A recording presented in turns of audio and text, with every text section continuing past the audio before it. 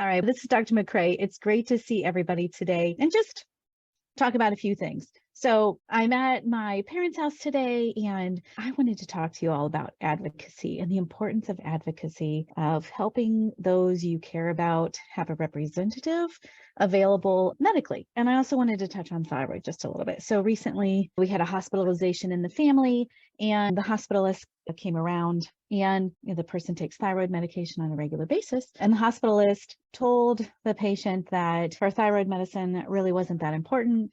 She didn't need to really take it. The person had a very abnormal thyroid level coming into the hospital. So the advice given of, you don't really need to take your thyroid. And if you have a TSH of even 9, it's really no big deal. And 4 to 10 is pretty normal. And you can just watch those numbers. In fact, the lower the number is, the more dangerous it is. So this was the advice that was given while in the hospital. On the discharge paperwork, the information was, do not take your thyroid medicine until November 17th, which is several weeks from now, in a person who has a markedly abnormal thyroid. This information is completely wrong. You can ask Dr. Google, you can ask your primary care, you can ask your nurse practitioner, you can ask a relative who's in the medical field if a TSH of 4 to 10 is anywhere near normal, and they will all say it's not. So this was crazy to hear the hospitalist giving this information and to make the discharge planning reflect this wrong opinion.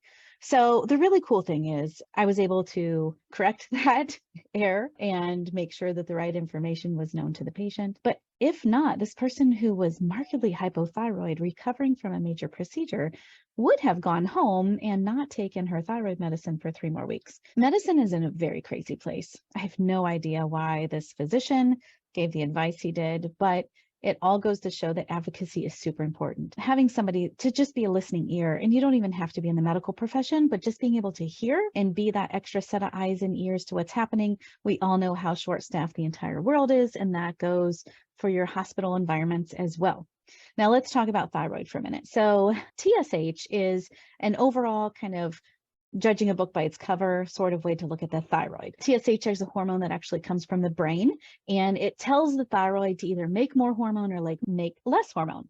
The importance of the thyroid is it sits right here in your neck, right in your anterior neck area, and I describe it as the supervisor to your body. So it speeds things up or slows things down, and just like any kind of, if your body was this amazing high-tech factory, just like any factory, if you have too many workers, things can be a bit of a mess.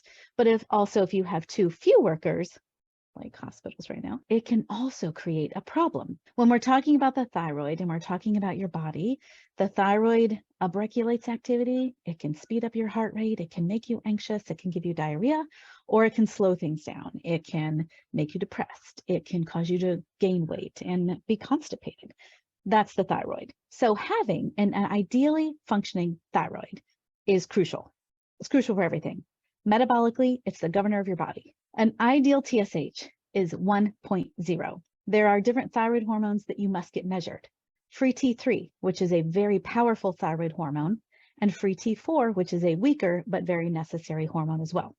The measurement of those 2 hormones tells you the true activity of thyroid hormone in your body, and that number gets reflected at what the brain sees in the number that TSH reveals. If 1 is normal, 3 is considered abnormal for a TSH. That's the brain trying to yell at the thyroid saying, hey, you need to get busy. Things are not good.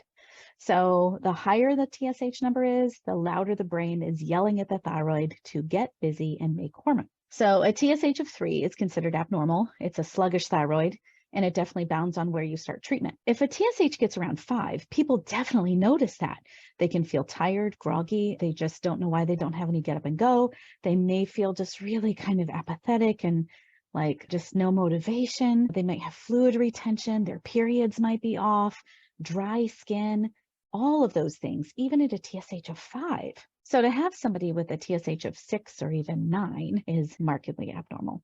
So make sure you're getting your thyroid checked. Make sure you get those free T3 and free T4 so you know the full story. And please make sure you're working with someone who can be an advocate for you, to run by medical questions, to go to doctor visits with you, or to be the person to offer to go with somebody to a doctor's visit, or to just ask questions about the medications that you're on.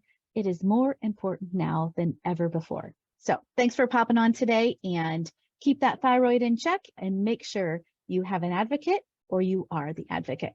We'll see y'all next week.